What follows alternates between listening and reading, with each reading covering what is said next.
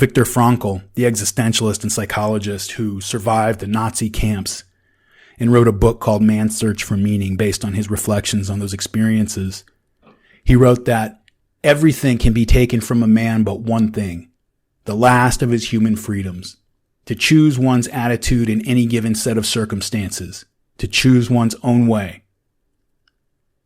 He meant that no matter what you're subjected to, no matter the pain, no matter the humiliation, the degradation that man or the devil himself could dream of inflicting, there is something at your core that is still in your possession that cannot be taken from you until your own will falters and you decide to give it up. Well, at Pitești prison in Romania, in the late 40s and early 50s, the communists set up an experiment to prove that this was not true.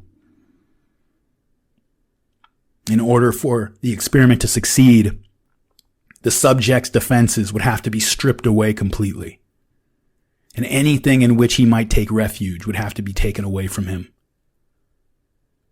This is why in every country where the communists took power in the 20th century, the institutions of family and faith and nation, those three things, were consistently and savagely attacked.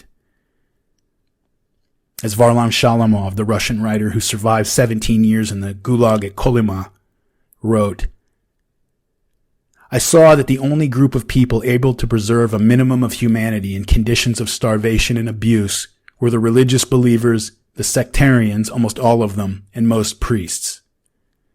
And this wasn't because they were constitutionally better people, but because they had shelter. They had something to stabilize their minds and spirits, something to hold on to as they were tossed about in a sea of chaos and suffering."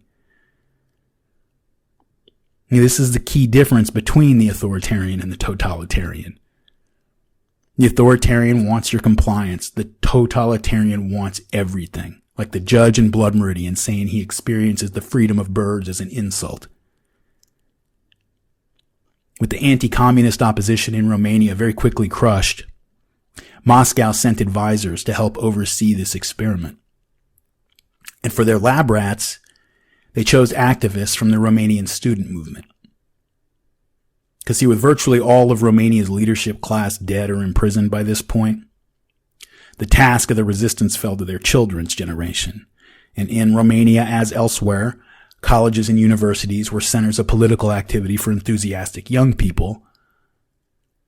These students, most of the students, were the sons of peasants or middle-class households, and virtually all of them were very devout Christians. To this day, Romania is one of the most religious countries in Europe, and Christianity has been a central part of Romanian identity since the people emerged from the original Roman and Dacian stock all those centuries ago. The patriotism and piety of these student anti-communists made them widely popular among the Romanian population, and their example was an inspiration to all of those out there who were still holding on to a shred of resistance in their hearts. And this was reason enough for the students as a class to be specially targeted, but those individuals brought to Pitești prison had been selected for another reason, an additional one. The student subjects of this experiment were specifically selected for their deep commitment to Christianity, for their hardened discipline, and their Romanian patriotism. Seminarians and students of theology were actually preferred, for the stated purpose of the experiment was to destroy and reorder the personality, such that the objects of one's love and one's hatred could be reversed. So take the men who are the most devout, the most attached to their families and communities, the most patriotic Romanians, and cause them by a predictable process to hate their religion and hate their families and hate their country. If you could accomplish that with these men, then less difficult alterations of less fanatical personalities shouldn't be a problem. The means by which this goal was to be achieved were pain and degradation and terror applied under the careful observation of psychologists, doctors, and political officers, again, including advisors sent from Moscow. Most of these students were already in prison, had been for a while. They had experienced deprivation, torture, and other forms of abuse already without cracking. That was just a prerequisite for consideration as a subject.